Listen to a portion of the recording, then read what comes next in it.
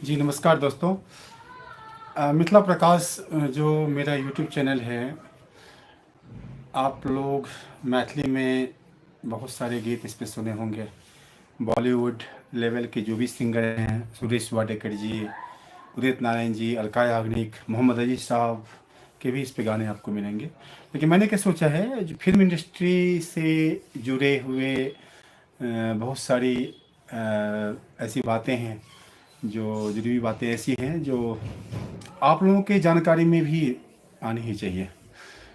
मैं इस पे बॉलीवुड के स्वर्णिम युग जो था 1950 से लेकर 1971 तक, जब शंकर जयकिशन साहब थे, जब नौशाद जी थे, जब एस टी बर्मन साहब थे, जब रवि जी थे, जब एस एन त्रिपाठी जी थे, ये जितने भी संगीत निर्देशक थे, मैं उन लोगों के बारे में कुछ ना कुछ हर रोज़ आपको बताऊंगा। तो आज का जो मेरा टॉपिक है वो फिल्म यहूदी से है, जो 1958 में ये फिल्म रिलीज हुई थी। यहूदी, बिमल राय जिसे बनाए थे। उस फिल्म का एक वाकया ये है, जो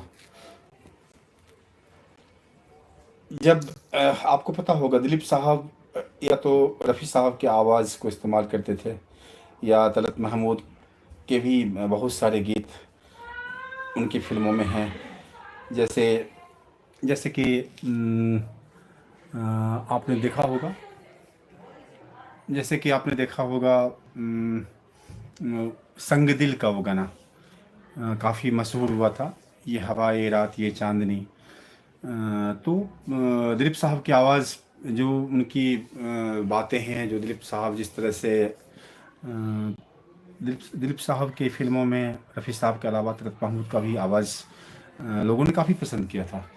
तो दिलीप साहब का ये मानना था कि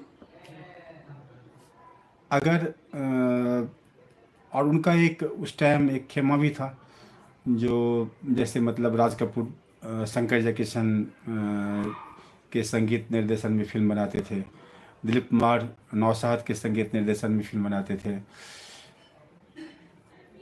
तो ये एक जोड़ी थी। देवानंद साहब के फिल्म में एस टी बर्मन के ज़्यादातर गीत होते थे। ये जो तीनों सदाबहार उस टाइम के सुपरस्टार थे, राज कपूर, देवानंद, दिलीप कुमार, मैं इनकी बात कर रहा हूँ। लेकिन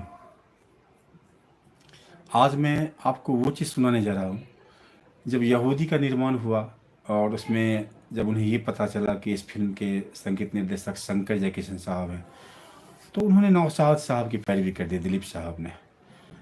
तो बिमल दा ने कहा कि भाई एक बार उनको धुन कंपोज कर लेने दीजिए, उसके बाद में अगर आपको ऐसा लगेगा जो नहीं पसंद आ रहा है तो हम चेंज कर देंगे।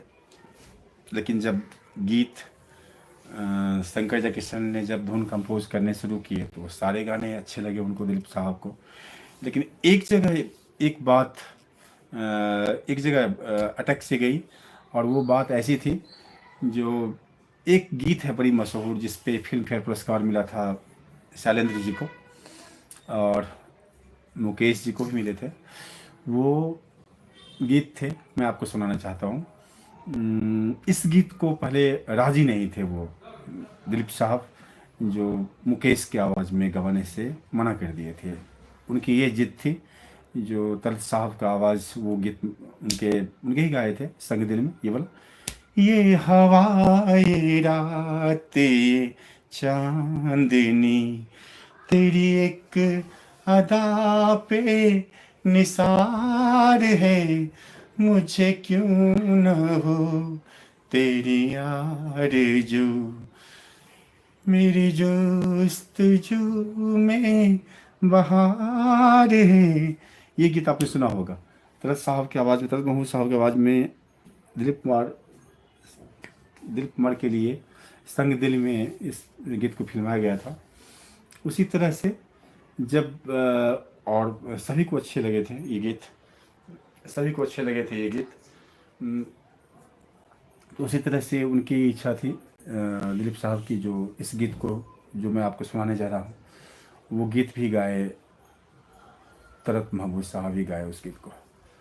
लेकिन जब रिकॉर्डिंग शुरू हुई, जब रिकॉर्डिंग शुरू हुई इस गीत की, तो दिलीप साहब एकदम मदहोश हो गए थे। और वो गीत जो थे, मैं आपको सुनाता हूँ, मुकेश जी ने क्या गाया है। दिल से तुझको बेदिली है, मुझको है दिल का गुरु, तू ये माने के न माने, लोग माने गे जरूर, ये मेरा दीवानापन है या मोहब्बत का शुरू, तू न पहचाने तो है ये तेरी नजरों का कसूर, ये मेरा दीवानापन है।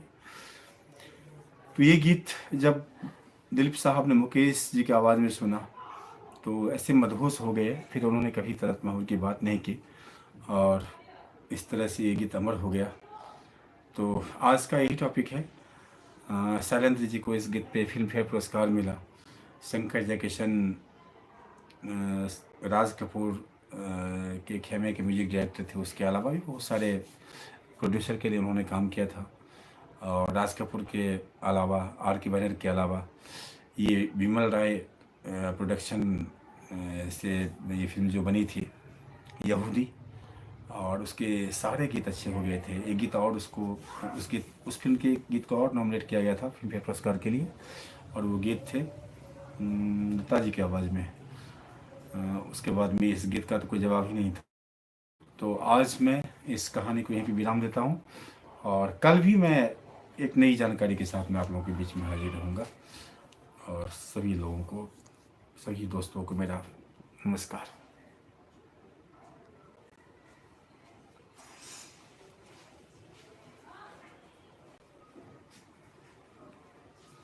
शेयर करें, शेयर तैयार कर एकदम, शेयर करें। और बजाय